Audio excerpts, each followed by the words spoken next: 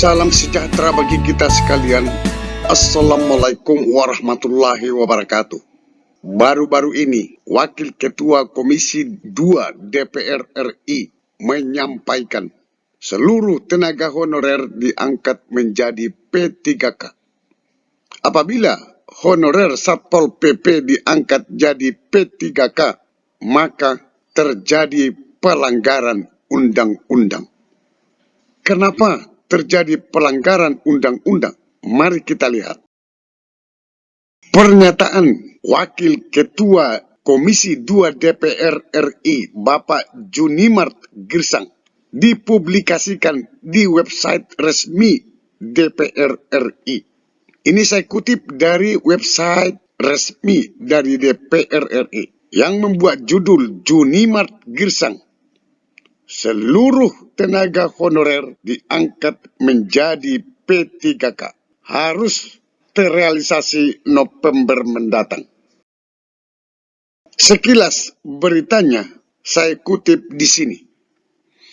Wakil Ketua Komisi 2 DPR RI Junimart Girsang mengatakan pengangkatan dan peralihan seluruh tenaga honorer di Indonesia akan diangkat menjadi P3K oleh pemerintah melalui Kemenpan RB dan harus terrealisasi paling lambat 28 November 2023 mendatang. Junimart juga menjelaskan pengangkatan itu tidak hanya terhadap 2.360.363 tenaga honorer yang terdiri dari para pendidik, nakes, penyuluh, dan tenaga administrasi saja, sebagaimana tercatat dalam data Kemenpan RB, melainkan kepada seluruh tenaga honorer, baik itu tenaga kebersihan atau office boy, dan juga Satuan Polisi Pamong Praja, Satpol PP. Saya ulangi, dan juga Satuan Polisi Pamong Praja Satpol PP, serta tenaga honorer lainnya. Seluruh tenaga honorer akan diangkat menjadi P3K tanpa ada pengecualian. Ini ada kata tanpa ada pengecualian. Dan pengangkatan atau peralihan tenaga honorer menjadi P3K ini harus terrealisasi paling lama 28 November tahun ini. Lebih lanjut dikatakannya, tidak ada pengecualian khusus yang menjadi persyaratan dalam pengangkatan tenaga honorer menjadi P3K itu. Karena pengangkatan itu bersifat otomatis. Kalau dikatakan bersifat otomatis, maka tidak ada seleksinya. Langsung diangkat menjadi P3K. Kita bicarakan sekarang pengangkatan Satuan Polisi Pamong Praja Satpol PP menjadi P3K. Apakah sesuai dengan undang-undang atau peraturan yang berlaku? Mari kita lihat. Undang-Undang Republik Indonesia Nomor 23 Tahun 2014 tentang pemerintahan daerah. Undang-undang ini sampai sekarang berlaku dan inilah yang diberlakukan oleh Undang-Undang Otonomi Daerah di Indonesia.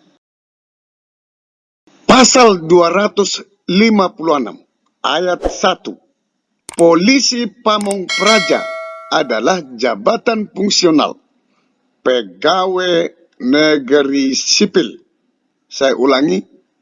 Polisi Pamong Praja adalah jabatan fungsional pegawai negeri sipil yang penetapannya dilakukan sesuai dengan ketentuan peraturan perundang-undang. Satpol PP itu bukan P3K, tetapi adalah PNS. Ayat 2. Polisi Pamong Praja diangkat dari PNS yang memenuhi persyaratan. Artinya di sini tidak ada kata-kata P3K. Maka pengalihan ataupun pengangkatan Satpol PP menjadi P3K adalah melanggar undang-undang yang saya sebutkan tadi. Bagaimana pendapat media terhadap statement dari Bapak Junimart Girsang Satpol PP untuk dialihkan menjadi P3K? Mari kita lihat. Saya kutip dari jpnn.com yang membuat judul Honorer Satpol PP akan dialihkan ke P3K. Amanat Undang-Undang 23 tahun 2014 kok dilanggar?